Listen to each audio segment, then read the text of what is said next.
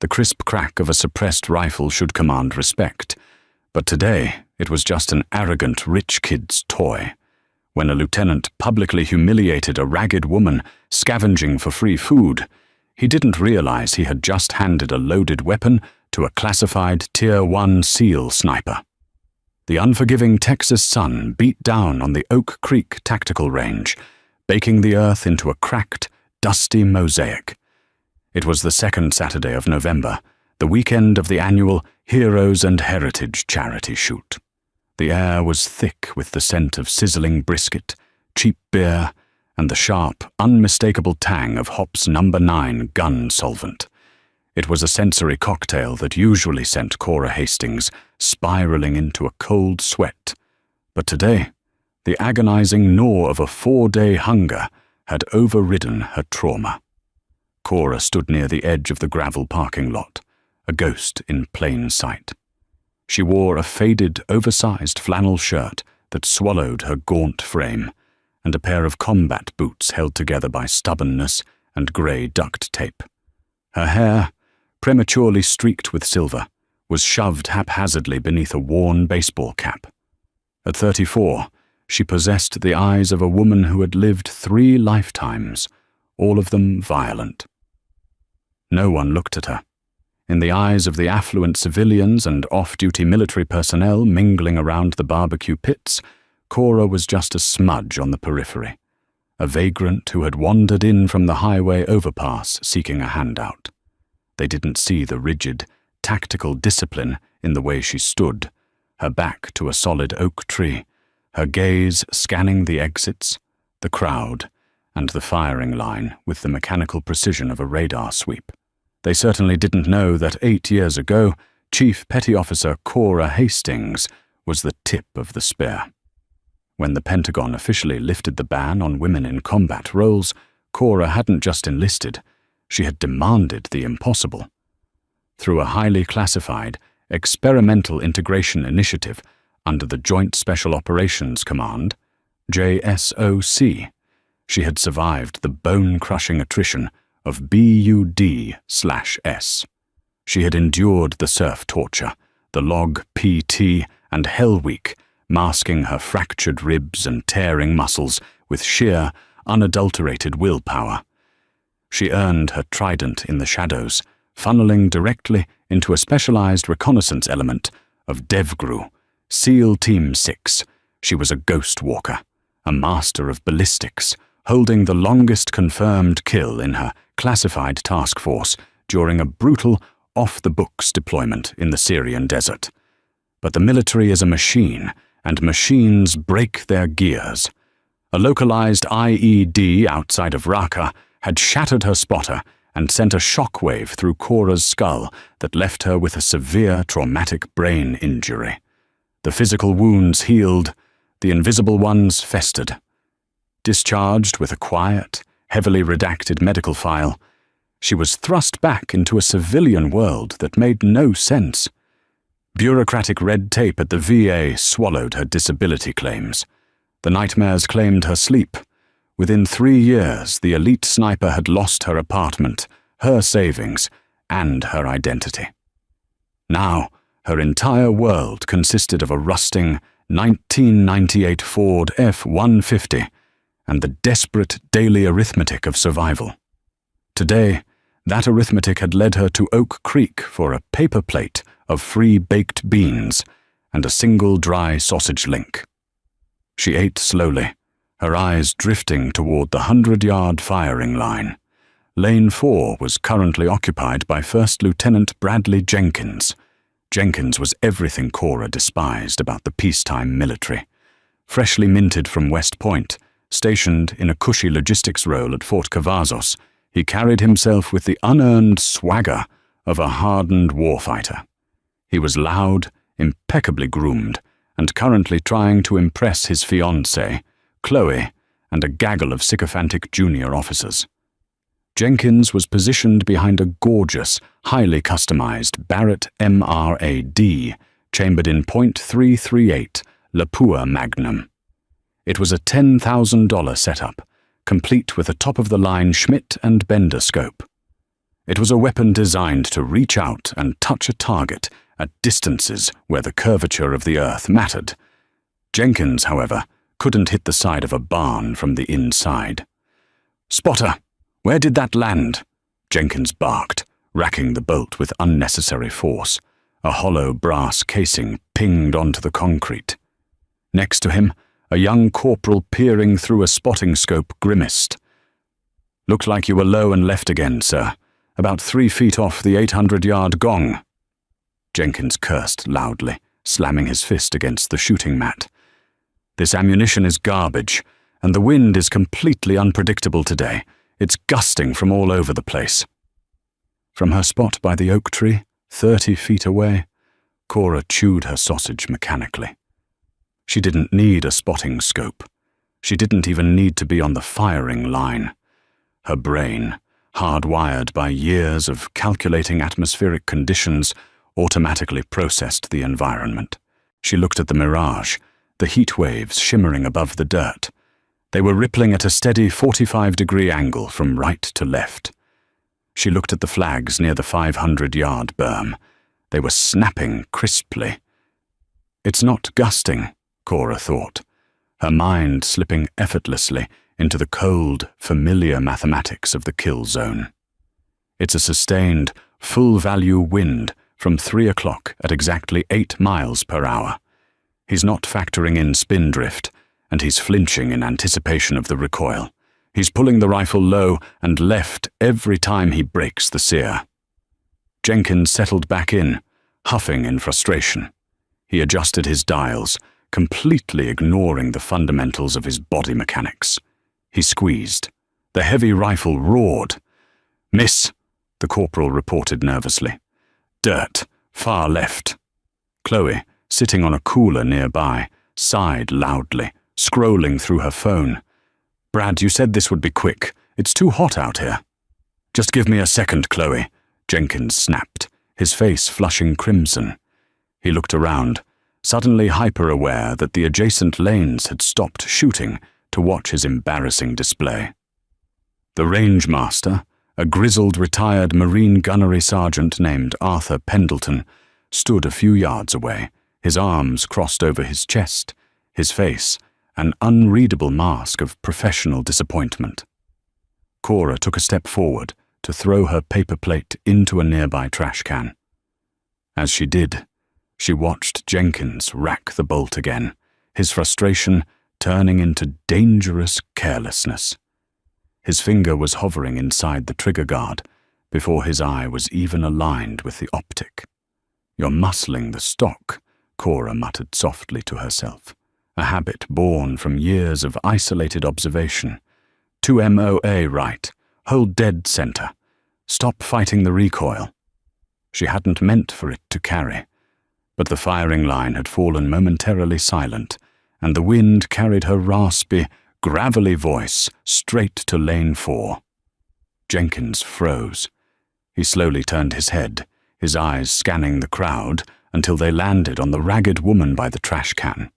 The flush on his face deepened from embarrassment to pure, unadulterated rage. "What did you just say?" Jenkins's voice cut through the ambient noise of the range like a whip. Cora stiffened. The cardinal rule of her existence over the past 5 years had been invisibility. Blending in meant survival. Standing out meant police harassment, violence, or being driven out of town. She immediately lowered her head, pulling the brim of her cap down to shadow her eyes. "Nothing, sir," Cora said, her voice intentionally meek, devoid of the command presence she once wielded. "Just talking to myself. My apologies." She turned on her worn heel to leave, desperate to retreat to the safety of her rusted Ford. But Jenkins wasn't going to let his bruised ego go unsoothed. He had found a scapegoat for his humiliation, and he was going to leverage it for all it was worth in front of his peers. "Hey! I said hold on a second, bag lady!" Jenkins barked, standing up and stepping away from his rifle. He closed the distance between them, stopping a few feet away, his nose wrinkling in theatrical disgust. Arthur Pendleton, the range master, took a step forward. "Lieutenant, let it go. She's just a wanderer looking for a meal." "No, Gunny, she's got something to say," Jenkins sneered, looking Cora up and down. He took in her duct-taped boots, the dirt smeared across her jaw, the defensive hunch of her shoulders. "It's bad enough we let vagrants scavenge off an event meant to honor actual service members. But now we have homeless trash critiquing my ballistics." A few of the junior officers chuckled nervously. Chloe looked up from her phone, a slight smirk playing on her lips. Cora kept her eyes glued to the dust on Jenkins' polished combat boots. "Breathe in for 4. Hold for 4. Out for 4. The tactical breathing exercise, meant to steady a heart rate before a critical shot, now served to keep her from breaking the arrogant officer's jaw. "I don't want any trouble," Cora said quietly. "I'm leaving." "You were talking about MOA," Jenkins pressed, stepping directly into her path. "Minute of angle. Where did you pick up a term like that? Listening to guys who actually serve while you beg for change outside the PX?" The accusation of stolen valor hung heavily in the air. Cora's jaw tightened. She had bled into the sand of foreign countries this boy couldn't find on a map. She had held the hands of brothers who wouldn't be coming home. But defending her honor meant exposing her past. And her past was a locked box she couldn't afford to open. "Just a lucky guess," Cora muttered. Jenkins laughed loudly, playing directly to the small crowd that had now gathered around Lane 4. "A lucky guess. Right. You know, it's pathetic. People like you disrespecting the uniform." He reached into the pocket of his tactical pants and pulled out a silver money clip, thick with $100 bills. He peeled off 5 of them. $500. He walked over to the wooden shooting bench and slapped the cash down next to the massive Barrett rifle. "You think it's so easy?" Jenkins challenged, his voice dripping with venom. "You think you can just look at the wind and know the hold? Prove it." Arthur Pendleton scowled. "Lieutenant Jenkins, this is highly inappropriate. She's a civilian. She's not cleared to fire that weapon, and this isn't a carnival." "My rifle, my lane, Gunny," Jenkins shot back, though he was careful to keep a sliver of respect in his voice for the retired Marine. He turned back to Cora. $500 cash. All you have to do is hit the 1,000-yard target. 1 shot." Cora stared at the money. $500. Her mind raced. That was an alternator for the truck. That was real. Hot meals for a month. That was a cheap motel room for a week where she could sleep with both eyes closed. It was a king's ransom. "And if I miss?" Cora asked, her voice losing its meekness, dropping an octave into something colder. Jenkins smiled, a predatory gleam in his eye. "If you miss, when you miss, you admit to everyone here that you're a fraud, and Gunny Pendleton has the sheriff drag you off this property for trespassing. You never show your face in this county again." The crowd murmured. It was a cruel, unnecessary bet. A 1,000-yard shot with a .338 Lapua is not a parlor trick. It requires an intimate understanding of ballistics, atmospherics, and the specific quirks of the rifle. For a starving woman off the street, it was theoretically impossible. "Lieutenant, that's enough!" Arthur snapped, his heavy hand reaching out to grab Jenkins's shoulder. "I'll take the bet." The words cut through the tension like a blade. Arthur froze, looking at Cora. Jenkins blinked, momentarily taken aback, before a wide, arrogant grin spread across his face. "Be my guest." Cora walked past the lieutenant. As she moved toward the shooting bench, a profound, chilling transformation occurred. The defensive hunch in her spine vanished, replaced by an aligned, predatory posture. Her footsteps, previously shuffling, became deliberate and silent on the concrete pad. Arthur Pendleton's eyes widened. He was a man who had spent 3 decades around killers. He knew the difference between a civilian holding a gun and an operator becoming one with it. He watched as Cora didn't just sit at the bench. She sank into the prone position on the shooting mat with a fluid, terrifying grace. She didn't immediately reach for the trigger. Instead, Cora pulled the rifle into her shoulder, her cheek welding to the stock in a perfect, repeatable position. Her eye hovered exactly 3 inches behind the ocular lens of the Schmidt and Bender scope, eliminating all scope shadow. The range was dead silent. Even the barbecue pits seemed to stop hissing. Cora reached forward with her left hand, her calloused, dirty fingers finding the elevation and windage turrets. She didn't look at the corporal's dope book. She didn't look at Jenkins. She looked through the glass, reading the mirage. 1,000 yards, 3,000 feet. The bullet takes just over a second to arrive, her mind calculated, the dust and the hunger fading into absolute, crystalline focus. Target is a 20-inch steel gong. Wind is steady at 8 miles per hour from 3 o'clock. Elevation is 1,200 feet above sea level. Temperature 88 degrees. Her fingers moved over the dials. Click, click, click. 3.5 mils of elevation. Click, click. 1.2 mils of right windage. Jenkins stood behind her, arms crossed, waiting for the recoil to knock her shoulder out of its socket. "Any day now, bag lady." Cora didn't hear him. She was no longer a homeless veteran fighting for scraps. She was Chief Petty Officer Hastings, and she was back in the hide. She exhaled, emptying her lungs entirely, finding the natural respiratory pause. Her finger slipped inside the trigger guard, resting the pad of her index finger against the cold metal. 30 seconds after she had accepted the bet, she broke the shot. The concussive blast of the .338 Lapua Magnum shattered the lazy Saturday ambiance of the Oak Creek Tactical Range. For the uninitiated, the recoil of a rifle of that magnitude is a violent, jarring event that easily bruises collarbones and induces a flinch that ruins follow-up shots. Cora Hastings absorbed the kinetic violence like a shock absorber. Her body barely shifted. She kept her eye glued to the ocular lens of the Schmidt and Bender scope, riding the recoil straight back into her shoulder pocket, her cheek weld unbroken. She watched the trace, the visible disturbance in the air caused by the bullet's supersonic displacement, arc beautifully over the dusty Texas scrubland. To the naked eye, the target was practically invisible, but through the high-powered optic, Cora watched the 250-grain Black Hills match hollow.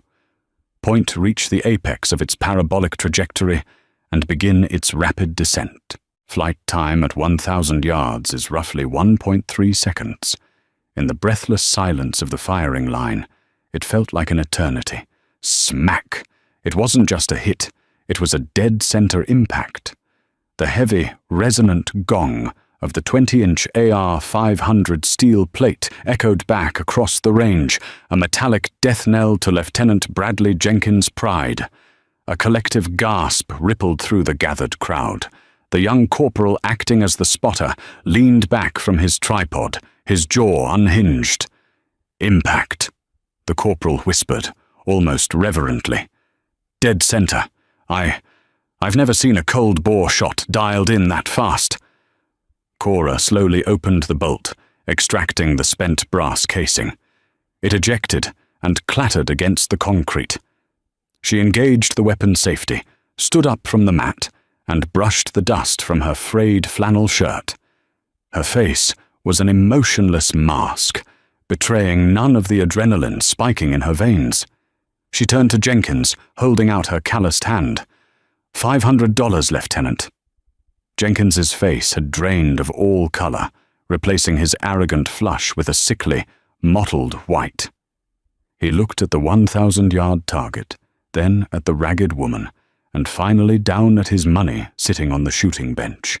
The junior officers who had been laughing moments before were now dead silent, staring at their boots or exchanging uncomfortable glances. "Bullshit," Jenkins hissed, his voice trembling with a potent mix of embarrassment and fury. "That was a fluke. A lucky gust of wind caught it. You jerked the trigger and got lucky, bag lady." Gunny Arthur Pendleton stepped off the line, his heavy boots crunching on the gravel. "Lieutenant, a bet is a bet. Pay the woman. You threw down the challenge, and she executed a perfect cold-bore shot. I watched her form. There was no fluke involved. I am an officer in the United States Army, Gunny, and I will not be hustled by some vagrant off the street," Jenkins shouted, his composure entirely shattered. He snatched the $500 off the bench and shoved it back into his pocket. "She probably has an accomplice downrange, or she sabotaged my optic earlier." The accusation was so patently absurd that even Chloe, his fiancée, cringed and looked away.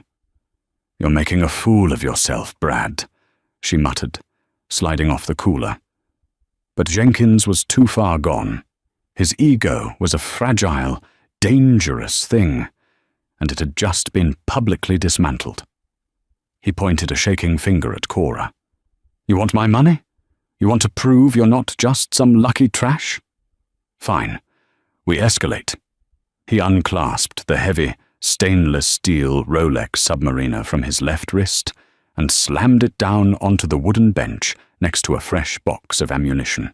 He pulled out the rest of his cash, another $1,000 in crisp bills, and threw it next to the watch.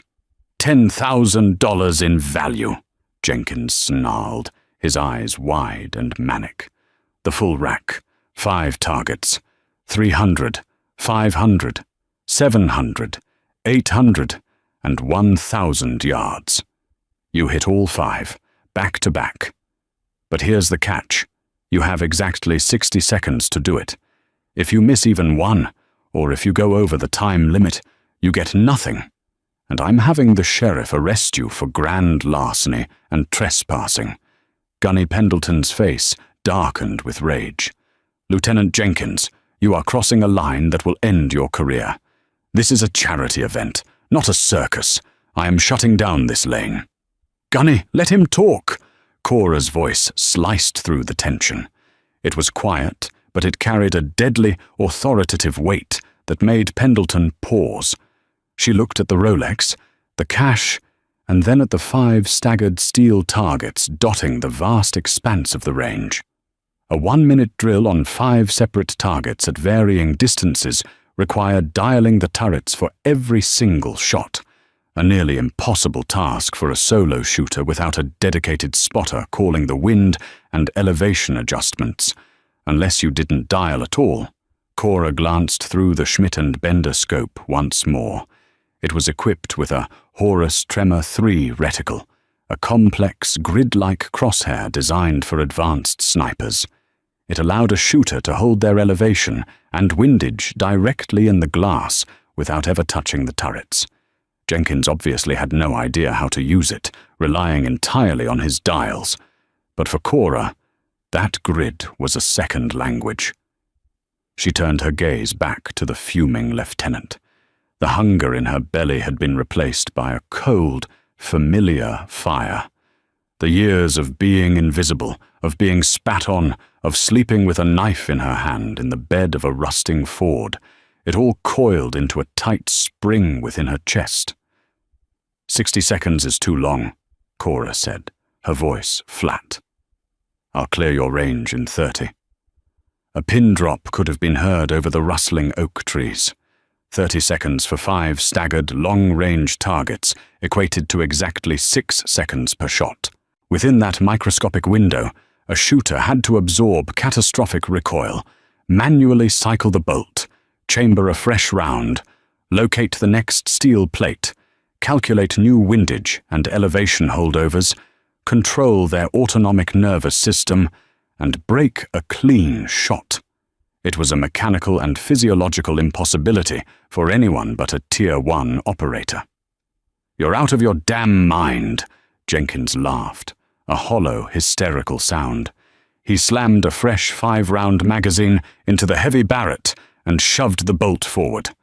"Spotter, get your timer ready." The young corporal fumbled with his smartphone, his hands trembling as he pulled up the stopwatch application. Cora didn't wait for permission. She dropped back onto the shooting mat, instantly merging with the weapon system. She didn't adjust the bipod or fiddle with her frayed flannel collar. Instead, she reached up and completely zeroed out the elevation and windage turrets Jenkins had haphazardly dialed in. She was going to shoot this entirely on the glass. Looking through the Schmidt and Bender scope, Cora utilized the Horus Tremor 3 reticle, a complex, grid-like crosshair designed explicitly for advanced snipers to hold elevation and wind without touching the dials. Jenkins had no idea how to use it. To Cora, that grid was a second language. Target 1, 300 yards. Target 2, 500 yards. Target 3, 700. Target 4, 800. Target 5, 1,000. The ballistic data processed in her brain in less than 3 seconds. "Shooter ready?" the corporal stammered. Cora took a deep breath, flooding her oxygen-starved blood, and let it out in a slow, controlled hiss, finding her natural respiratory pause. "Go!" Bang! The 300-yard gong practically folded over. Ping! Before the sound of the impact fully registered on the firing line, Cora's hand violently slapped the bolt handle up and back, ejecting the smoking brass. She drove it forward, seating the next heavy round, her eye never leaving the optic. Bang! The 500-yard target shuddered. Ping! Jenkins stepped back, his jaw slack. The rhythmic, mechanical violence of Cora's movements was terrifying. She wasn't fighting the massive rifle. She was conducting it like a symphony. Bang! The 700-yard target rang out. Ping! 14 seconds. She racked the bolt again. The heat radiating off the barrel was now intense, creating a mirage effect inside the scope that distorted the 800-yard plate. Cora didn't blink. She read the distortion, trusted her holdover on the grid, and squeezed. Bang! A heartbeat of silence. Ping! 21 seconds. 1 round left. The 1,000-yard target. The wind had picked up, rustling the dry Texas scrub grass near the berms. Cora saw the dust shift. She adjusted her holdover by a fraction of a millimeter to the left, fighting the crosswind, and locked her jaw. She broke the sear. Bang! She ripped the bolt back one final time, ejecting the 5th casing, leaving the chamber visibly empty and safe. She was already pushing herself up off the mat before the sound returned. 1.3 seconds later, smack! The 1,000-yard gong swung wildly on its chains. Time! Gunny Pendleton roared, his voice cracking with sheer adrenaline. He practically sprinted to the corporal, grabbing the smartphone. 28.4 seconds, 5 rounds, 5 impacts. Finest shooting I've seen since Fallujah. The firing line erupted. Civilians and soldiers began cheering in absolute disbelief. Cora ignored the noise. She walked over to the shooting bench, picked up the Rolex Submariner, and pocketed the cash. She didn't gloat. "You muscle your shots, Lieutenant," she said quietly. "If you were on my team, I'd have you scrubbing latrines until you learned how to breathe." She turned to leave. "Stop right there!" Jenkins shrieked, his humiliation boiling into frantic panic. He lunged forward, grabbing Cora by the shoulder. "Security! This vagrant just robbed me!" Cora's reaction was pure, instinctual muscle memory. In a blur of motion, she pivoted, stripping Jenkins's hand off her shoulder with a brutal wrist lock.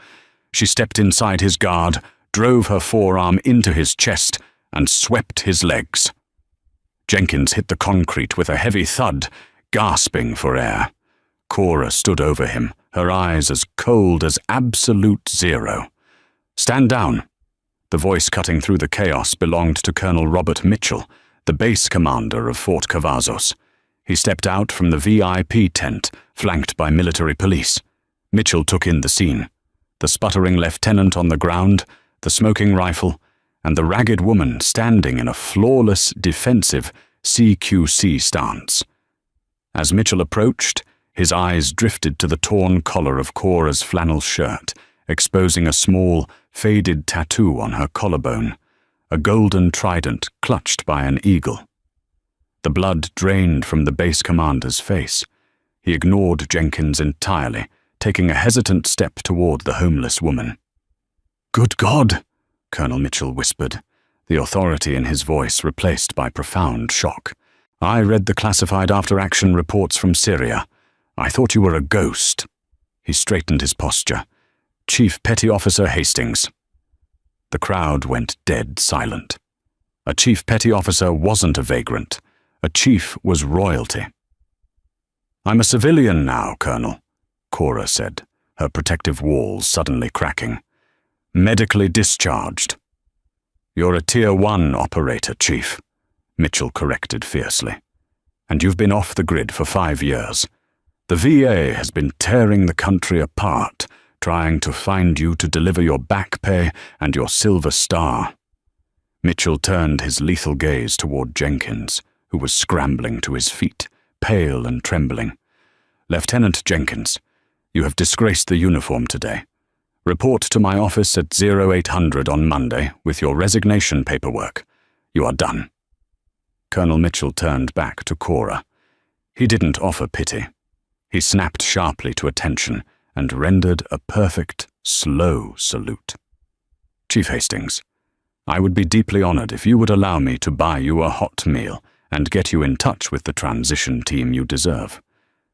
Cora looked at the Rolex in her pocket, and then at the respectful faces of the crowd.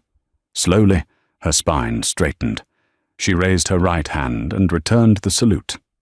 "Lead the way, Colonel." True heroes often walk among us in the most unexpected disguises. Cora's story is a stark reminder that the scars of service aren't always visible, and arrogance is a poor substitute for authentic discipline. We must never judge the quiet struggles of those who sacrificed everything in the shadows. Would you like me to find resources on how you can support homeless veterans and transition programs in your local area?